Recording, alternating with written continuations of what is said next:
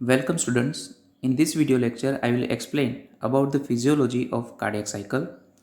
In the previous lecture, you have learned about the physiological anatomy of the heart. You have learned about various chambers present in the heart, various valves present in the heart, as well as the structure of the cardiac walls.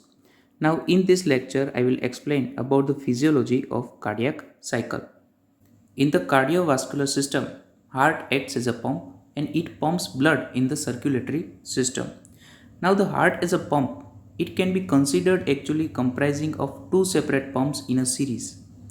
Right heart that pumps the blood through the lungs and left heart that pumps the blood through the peripheral organs. Now to act as a pump, the heart contracts and relaxes rhythmically. So the cardiac cycle, it includes both electrical and mechanical events that occur from the beginning of one heartbeat to the beginning of next. Phases of cardiac cycle. Now heart contracts at the rate of on an average 75 beats per minute. So in the 60 seconds 75 beats are there. So for one beat average duration is 0.8 second. So the duration of cardiac cycle is on an average it is about 0.8 second. Now the cardiac cycle it includes both electrical as well as the mechanical events that occurs during the heartbeats. So it includes atrial as well as the ventricular events. In the atrial event, it includes atrial contraction or the atrial systole and relaxation of the atria, that is atrial diastole.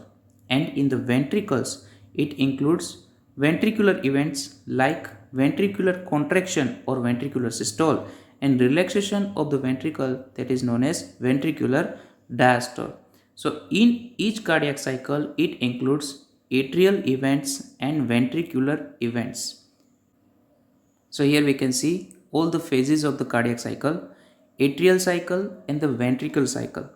In the atrial cycle, it includes atrial systole or the atrial contraction and atrial diastole, that is atrial relaxation. If we consider the average time duration of the cardiac cycle as 0.8 second, then the duration of atrial systole is only 0.1 second and the remaining time duration is for the atrial diastole or the atrial relaxation, that is about 0.7 second. In the ventricular cycle, it includes ventricular systole and ventricular diastole. The duration of the ventricular systole is 0.3 second and the duration of ventricular diastole is 0.5 second. Ventricular diastole is the ventricular relaxation and it is longer than the ventricular systole in the resting heart. During the exercise, heart rate increases and with the increase in the heart rate, duration of the cardiac cycle decreases. Now during the decrease in the duration of the cardiac cycle, there is also decrease in the duration of the ventricular diastole occurs, which leads to decrease in the filling of the ventricles. Now in the ventricular systole, it has a duration of 0.3 second and it contains various phases like isometric contraction phase, rapid ejection phase and the slow ejection phase. Duration of the isometric contraction phase is about 0.05 second. Duration of rapid ejection phase is 0.1 second and duration of slow ejection phase is 0.15 second. Duration of ventricular diastole is 0.5 second and it contains various phases like protodiastole, isometric relaxation phase, rapid passive filling phase, reduced filling phase or diastasis, and the last rapid filling phase which coincides with the atrial systole. Duration of the protodiastole is 0.04 second. Isometric relaxation phase duration is 0.06 second. Rapid passive filling phase it lasts for 0.11 second. Reduced filling phase or diastasis it lasts for 0.19 second and the last rapid filling phase it lasts for about 0.1 second. So atrial cycle as well as the ventricular cycle they also contain various different phases. Now I will explain all the phases one by one. First of all, the atrial systole. Atrial systole is the contraction of atria. Duration of the atrial systole is zero point 0.1 second and it coincides with the last rapid filling phase of the ventricular diastole. Now atrial systole, it propels blood which is present in the atria in the ventricles. Now it contributes only 25% filling of the ventricles. 75% of the filling of the ventricle occurs passively and last 25% it is contributed by the atrial systole. Before the beginning of the atrial systole, the ventricles are relaxing and the blood is flowing from the great veins in the atria and from the atria into the ventricles.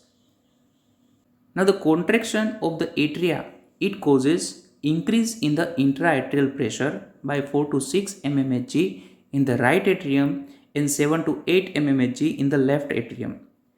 The pressure rise in the right atrium is reflected in the vein and is recorded as a wave in the jugular vein. Duration of atrial diastole is 0.7 second and this period it coincides with the ventricular systole and most of the ventricular diastole. So during the atrial diastole, the atrial muscle relax and there occur gradual filling of the atria because of the continuous venous return. So the atrial event, it contains atrial systole and atrial diastole. Atrial systole is the contraction of atria and it contributes 25% of ventricular filling. Atrial systole, it is recorded as a wave in the JVP. Now the ventricular events, they contain ventricular systole and ventricular diastole.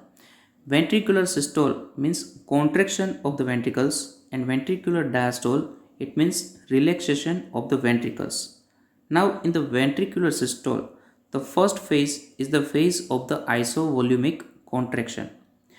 Now at the start of the ventricular systole, closure of AV valve occurs and this closure of the AV valve, it produces first heart sound.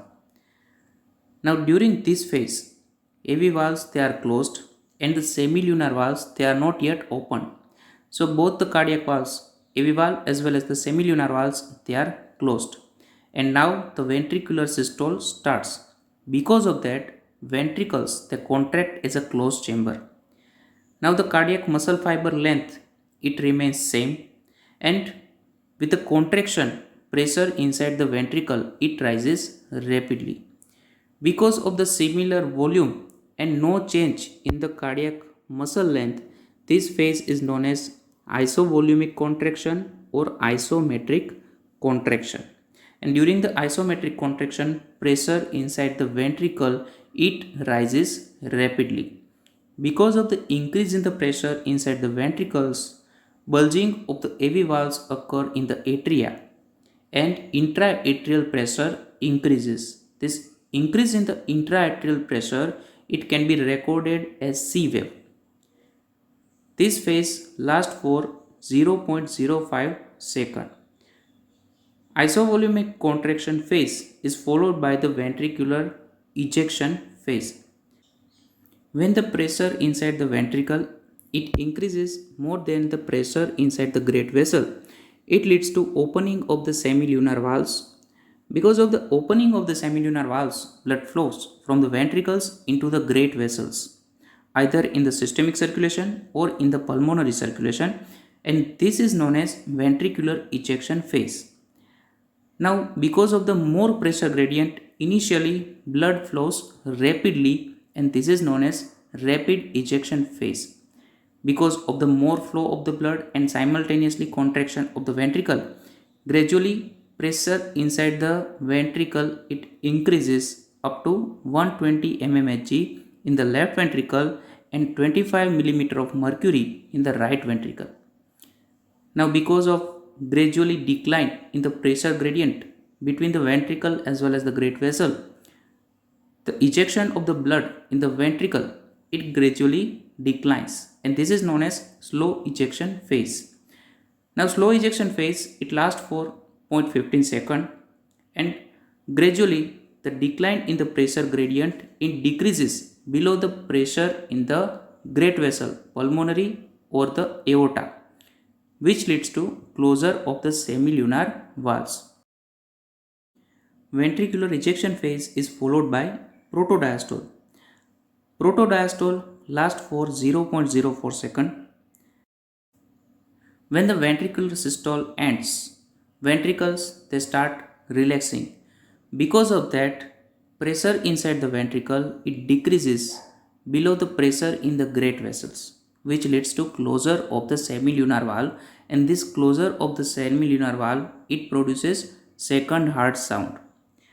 It also causes diacrotic notch in the downslope of the aortic pressure curve, which is known as incisura.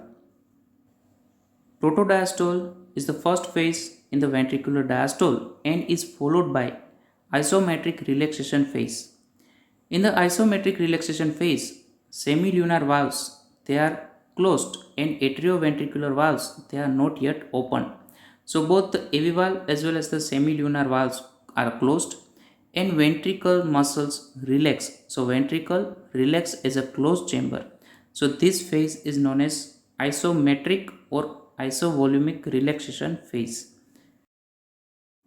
Now ventricle they continue to relax as a closed chamber in this phase.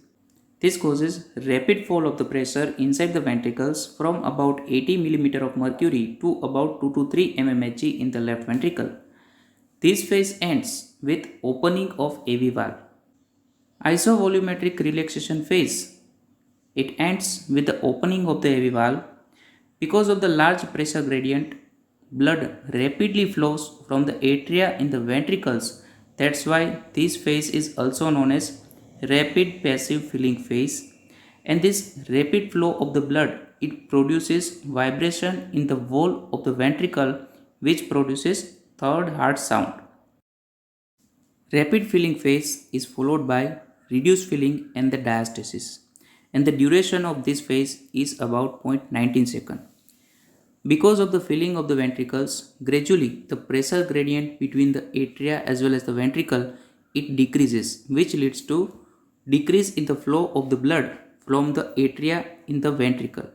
That's why this phase is known as reduced filling phase or the diastasis. About 75% of the blood passes from the atria in the ventricles during the rapid filling and the reduced filling phase of the ventricular diastole. Reduced filling and diastasis is followed by last rapid filling phase. Now this last rapid filling phase of the ventricular diastole it coincides with the atrial systole. And atrial systole it propels additional 25% of the blood from the atria into the ventricles, and with this phase ventricular cycle is completed. So now let us summarize. In this video lecture you have learned about cardiac cycle, and cardiac cycle it contains atrial as well as the ventricular events. Atrial events these are the atrial systole and atrial diastole, and ventricular events these are the ventricular systole and ventricular diastole. Atrial systole it propels 25% of the blood inside the ventricles, and with that ventricular systole starts. The first phase in the ventricular systole is isovolumic contraction phase.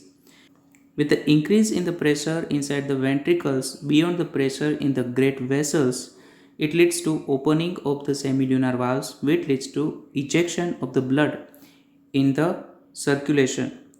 Now this ejection phase it is of two types: rapid ejection which is followed by the slow ejection phase. Now at the end of the slow ejection phase it leads to closure of the semilunar valves and it produces protodiastole, and protodiastole it is followed by isovolumic relaxation phase with the closure of the semilunar as well as the AV valves. Now because of the isovolumetric relaxation phase, ventricular pressure it decreases beyond the pressure which is present in the atria, which leads to opening of the AV valve, and opening of the AV valve it leads to flow of the blood from the atria in the ventricles, which is known as filling phase of the ventricles, and last rapid filling phase of the ventricle, it coincides again with the atrial systole, and in this manner cardiac cycle continues. In the next lecture I will give you more information about the pressure and volume changes that occur during the cardiac cycle.